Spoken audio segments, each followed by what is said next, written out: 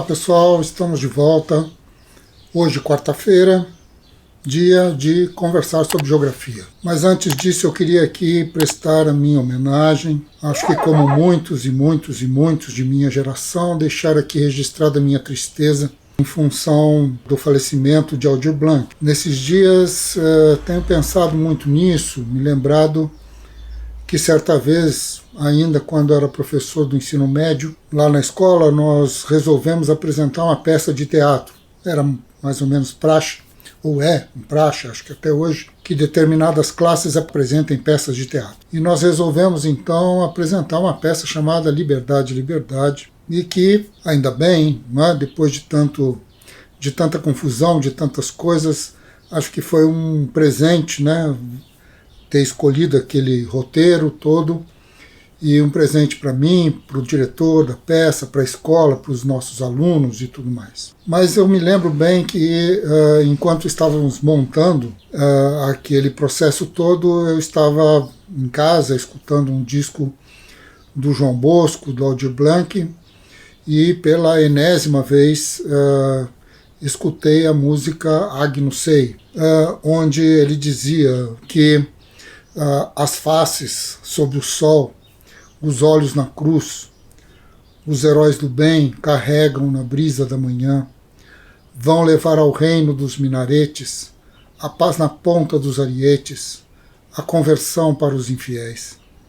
Acho que de alguma maneira, se naquela época, já em plena ditadura militar, isso tinha um caráter de leitura muito importante do mundo em que vivíamos e das coisas que fazíamos, das tradições que tínhamos. Nos dias de hoje, essas palavras voltam. Esses versos, essa coisa toda, a música como um todo, a interpretação de Elis. Então, acho que realmente estou aqui tentando prestar uma homenagem a esta pessoa que eu não conheci pessoalmente, mas que de alguma maneira fui acompanhando as suas falas, o seu jeito, um pouco debochado, interessante, inteligente, não é? De falar sobre o mundo. E queria aqui, então, prestar a minha homenagem. Bem, voltemos à geografia. No vídeo de hoje nós vamos apresentar uma continuidade, digamos assim, do ponto de vista do método, de como se desdobra então essa discussão da geografia como um campo do conhecimento, como algo socialmente construído para além das necessidades acadêmicas, para muito além das necessidades de qualquer um dos sábios que já viveram nesse mundo, não é? Enquanto uma necessidade que se colocou para todas as sociedades, para todas as tribos, para todas as etnias, para todas as pessoas, que é justamente responder em que lugar estou e desvendar então o fato de que só sabemos onde estamos quando reconhecemos em que ponto dos processos nos quais estamos envolvidos, não é?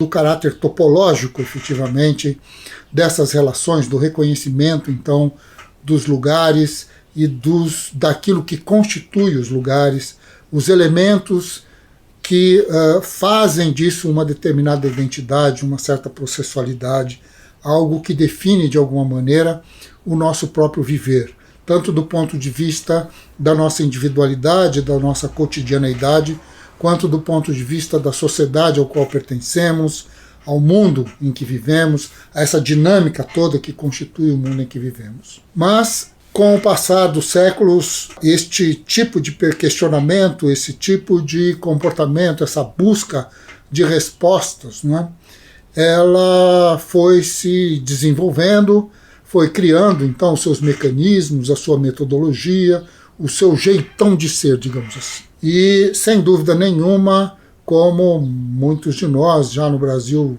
reconhecemos isso com muita facilidade, é justamente o grande filósofo alemão Immanuel Kant que vai, depois do terremoto de Lisboa e de todo o impasse que se estabelece a partir do terremoto de Lisboa, vai estabelecer uma espécie de estatuto científico, isso que nós chamamos genericamente e de forma muito acadêmica e rebuscada de estatuto epistemológico, né, da ciência geográfica. É a partir então do Kant, dos filósofos que vêm depois, em pleno movimento do romantismo alemão, e depois a questão do estruturalismo e do positivismo clássico na França, que vai trazer com Vidal, com todos os grandes clássicos que vão compor a geografia, além de Hartshorne, além de tantos outros que vão constituir outras leituras mais ou menos próximas, mais ou menos relacionadas a um pensamento mais à esquerda, à direita, ou seja lá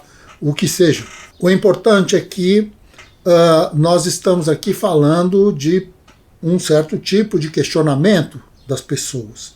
Um questionamento em que este mundo precisa ser explicado por alguém, né?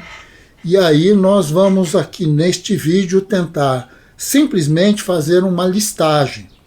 Esta listagem é a que vai definir então o ritmo e a forma como os próximos vídeos vão aparecer.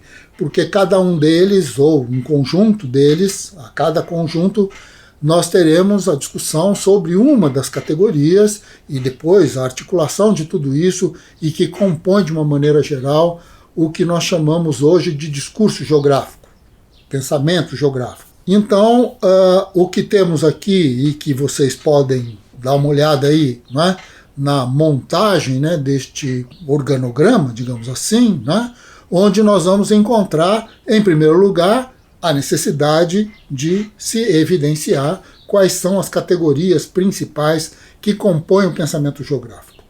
E nós dividimos, então, em dois tipos de categorias. O primeiro desses tipos, está associado diretamente à identificação do método. Isto é, o como que nós, ao olharmos para o mundo, vamos nos comportando no sentido de desvendar no mundo a sua dimensão geográfica, isto é, vamos tentando então saber do mundo como é que o mundo, a partir da localização dos elementos que compõem um determinado processo, este jogo topológico nos permite compreender o próprio processo. Então, num primeiro momento, nós, como todo o campo do conhecimento, temos uma relação direta com a aparência. A aparência é sempre o ponto de partida, não só da geografia, mas da física, da química, de qualquer campo do conhecimento. Nós nos deparamos com a aparência. E a aparência, para nós da geografia, nós chamamos então de paisagem.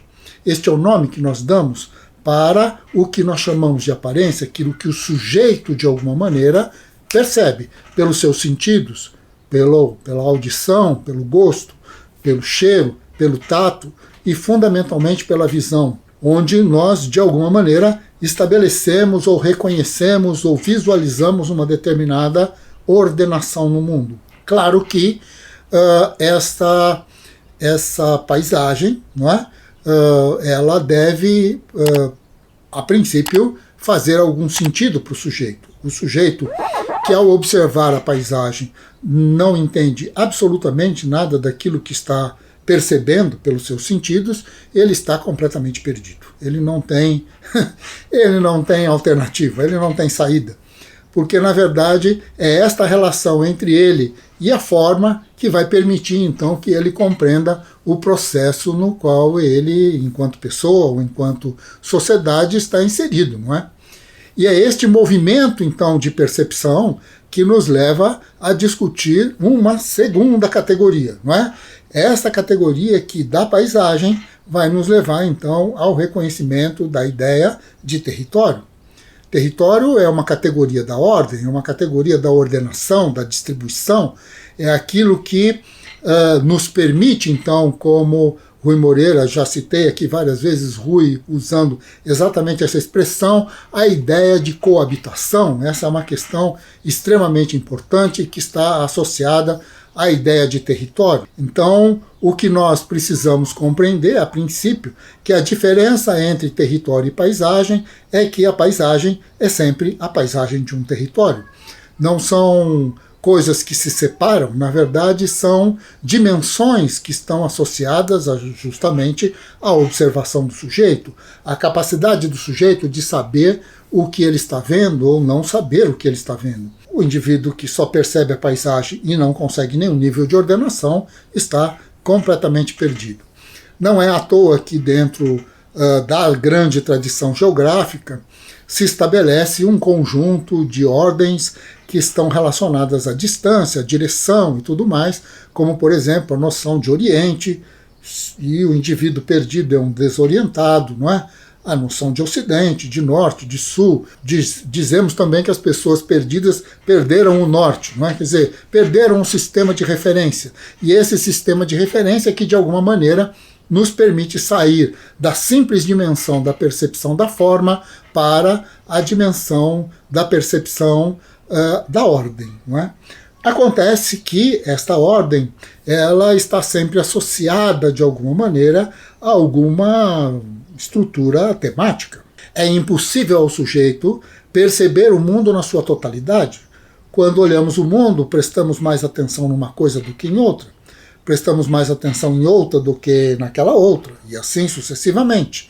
Não temos como olhar para um lugar, para uma pessoa, mesmo que seja introspectivamente, olhar para uma determinada ideia, como nós costumamos dizer, e percebê-la e perceber as coisas na sua totalidade, em todas as suas variantes, em todos os seus semitons, bom, a profundidade, o que é, quantos são, etc. e etc. e tal. Na verdade, este exercício é o exercício da pesquisa. E esse exercício da pesquisa, esse exercício de responder, então, a uma determinada demanda, envolve perguntar ao território alguma coisa. E esta pergunta que nós fazemos ao território vai nos levar imediatamente a prestar mais atenção em alguns elementos do que em outros, a costurar, digamos assim, isto que seriam as determinações da constituição de um processo. De alguma maneira, pensando na grande tradição marxista, nós poderíamos dizer que este é o processo que nos leva àquilo que o Marx vai chamar de concreto em pensamento. Este concreto em pensamento é, na verdade, um recorte temático sobre o território, que independe de qual é o tema. Este tema ele é provocado pela contradição que existe entre as pessoas, a necessidade das pessoas viverem, a maneira como elas vão fazer as suas coisas, e muitas vezes essas coisas não dão certo. Então ela precisa olhar e dizer, afinal, onde foi que eu errei? E é justamente esta dúvida, a constituição da dúvida, a sistematização da dúvida, que vai nos levar, então, a nos tornar sujeitos de uma pesquisa, de um desvendamento. Vamos atrás, então, de respostas. A resposta a tudo isso é aquilo que nós chamamos aqui de região. Claro, existem muitas questões com relação à região, vamos discuti-la na medida do possível quando estivermos nos dedicando exclusivamente a essa questão, mas num ponto de partida vale imaginar que região pode ser um conjunto de territórios relativamente contíguos ou extremamente distantes uns dos outros. Podemos dizer que aqui a União Europeia é uma região, mas podemos também dizer que os BRICS constituem uma região, que de alguma maneira a estrutura produtiva de uma fábrica de automóvel, onde cada peça é produzida num lugar e ele é montado num outro, constitui a região desta fábrica. Mais do que isso, existe a constituição das regiões relacionadas ao mercado, onde esse mesmo automóvel, então, vai se distribuir e estabelecer relações territoriais muito diferentes. Mas não vamos nos atropelar, vamos voltar a isso com muita calma. O outro lado da história, então, este primeiro lado, que são as categorias do método, em que o que nós estamos associando é o comportamento do sujeito, como que ele faz, coisas que se exige dele para que ao sair da pura percepção da paisagem, da aparência, ele chegue a um discurso, a uma ordenação tematicamente definida, isto é, a ideia de região tal como nós estamos usando aqui. Mas existe um conjunto de outras categorias, que muito utilizadas pela geografia, mas que não pertencem necessariamente à geografia, pertencem ao conhecimento científico de uma maneira geral. A ideia de lugar, por exemplo, ela é uma categoria dos fenômenos, é uma categoria do mundo, pode ser usada pelos historiadores, por sociólogos, por biólogos, por físicos, bom, não importa. A grande questão é que ela é uma categoria da exigência da nossa relação com o mundo que nos é exterior, e inclusive com os nossos próprios pensares e a nossa própria introspecção. A ideia de lugar é algo extremamente complexo e que nós também vamos tentar discutir mais à frente. Por último, também na sua complexidade, não vamos resolver isso aqui neste pequeno vídeo, que é a ideia de espaço, algo que nos últimos tempos virou o objeto da geografia, principalmente no Brasil. Na França, mais ou menos, aqui na Espanha não se fala desse tipo de coisa, mas de qualquer maneira existem aí, para nós no Brasil, para os geógrafos brasileiros, isso tem uma importância quase que estrutural, não é? As ideias colocadas principalmente por Lefebvre, relacionado então à produção do espaço, como Harvey leu isso tudo, o Neil Smith, bom, muita gente está envolvida com essa noção de espaço. Eu mesmo escrevi minha tese de doutorado, que virou um livro e que ficou sendo chamado de A Reinvenção do Espaço, e que, bom, vamos voltar a isso mais para frente. De alguma maneira, este organograma que está aqui, ele vai assim, estabelecer para nós a ordem do nosso debate. Fizemos aqui um vídeo bastante longo para os padrões que estamos normalmente acostumados, mas de qualquer maneira não havia como dividir isso em vários pedaços sob pena de tornar tudo extremamente incompreensível. Então fica este organograma, e a partir desse organograma, então, a partir da próxima quarta-feira, e tendo como ponto de partida as noções de método e o que significa paisagem dentro disso, e aí a gente vai desdobrando per seculum e seculorum, porque este é um assunto que não tem fim e sabemos muito bem disso. Estamos falando de um campo do conhecimento humano e não há nada mais complicado para nós mesmos exatamente do que aquilo que nós pensamos. Gente, fica aqui então novamente a minha homenagem ao Aldir Blanc, não é? A minha tristeza, não é? E espero que vocês todos retomem um pouco, né, dessa história que de alguma maneira ele contou sobre o Brasil, e que passados anos, a gente escuta de novo e vê a mesma história acontecendo nas nossas ruas, nesses corpos que estão estendidos pelo chão, e que na nossa alienação, que no final das contas o que vemos não é mais do que a foto de um gol, não é? E as pessoas desaparecem no meio disso. Isso é uma coisa que se parece muito com o que somos hoje, talvez mais até do que se parecia quando essa música foi feita. É uma pena, mas assim é a vida, e assim nós continuamos, e vamos buscar então nos superar, construir outras coisas, quem sabe com muito esforço, tão belas quanto, vai saber. Um beijo a todos, espero que na próxima quarta-feira vocês estejam de volta para a gente continuar essa discussão sobre geografia. E não percam, na sexta-feira a gente retoma aqui para o último episódio sobre este esforço que estamos fazendo de construir um conceito do que é ser professor.